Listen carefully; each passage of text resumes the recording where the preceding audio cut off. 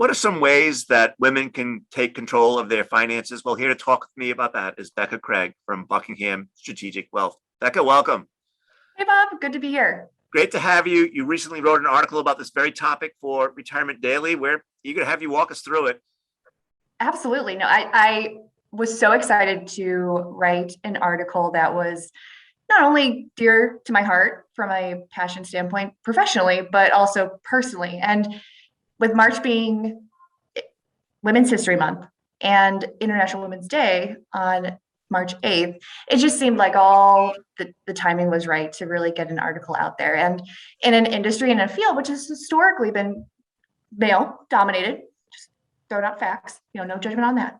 But that as more women not only become wealth managers, but also investors and wealth holders, I wanted to write an article that was specifically focused on, I'm a professional woman, how can I maximize my wealth without it being correlated or connected to a situation or a life event or dependence?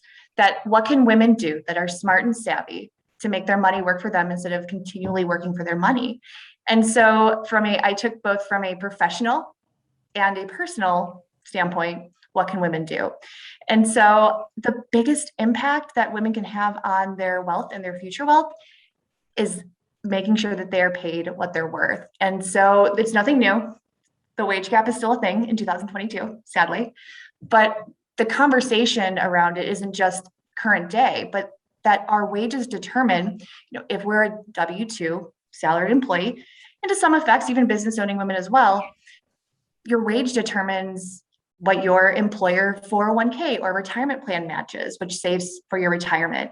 It is in the calculation for your Social Security benefit, what age you take it. And so it's not just about the number today, but what that number means going forward.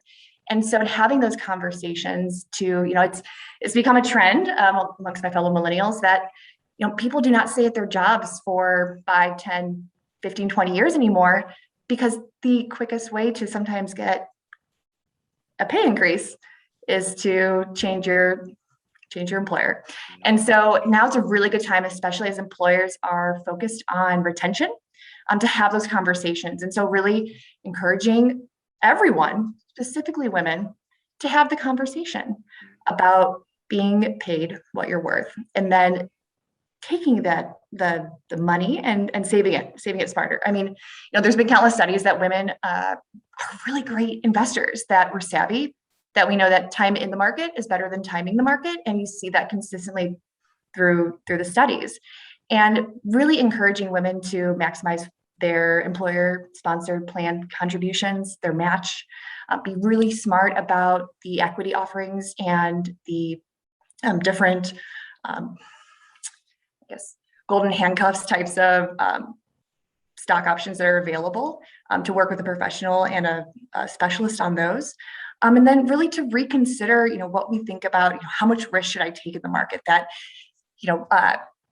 there are countless articles talking about, rules of thumb that are just simply outdated. And so a more modernized approach to our money isn't so much, take my age, divide by this number, and that's how much equity I should have in my portfolio. But, to really consider that our risk tolerance, or how much risk we should take, is based on our actual goals and our spending goals. And so looking at, how much are you willing to take? How much exposure to the stock market do you need to take?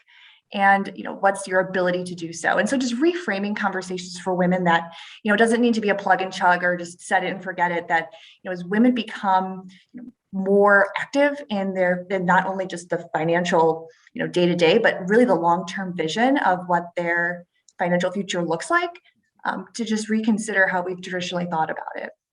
And then really looking at, and I talk about this all the time, and I love doing so, but your student loans. And as women have now superseded in terms of percentage the graduates from college and secondary education, to make sure that student loans, as we invest in an asset, which is ourselves, so it's a good debt, but to manage that good debt and leverage that asset appropriately. And then really in my article, the fourth recommendation is to protect the golden goose. And the golden goose is you.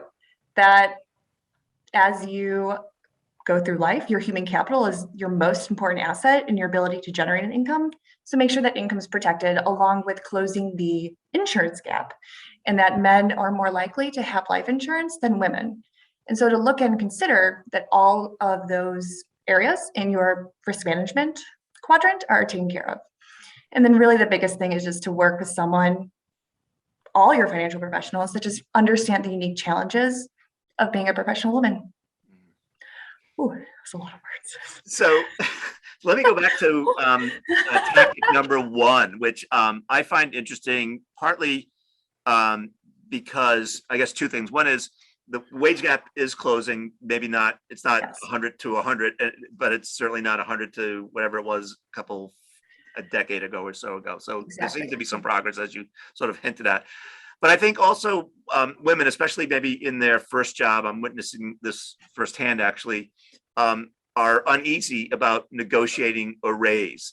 Any advice around how best to do that? Just be straightforward, line up all the achievements that you've had and lay them out, and all the goals that you plan to achieve and lay them out, and make a reasonable, rational case for a higher salary, or what pearls of wisdom?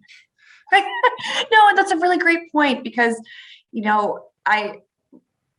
I have found personally, and a lot of female colleagues also, we overthink it. We overthink the approach and the strategy, and really the worst decision you could make is to not ask.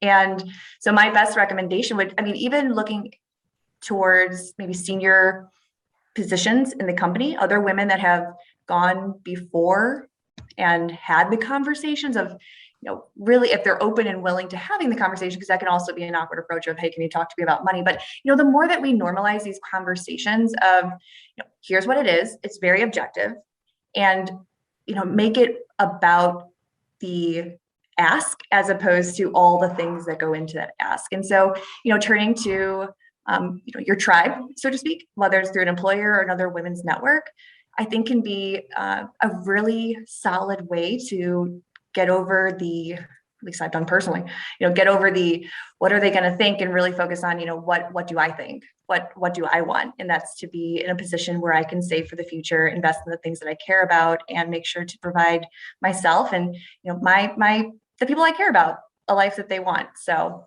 right. Easier said than done.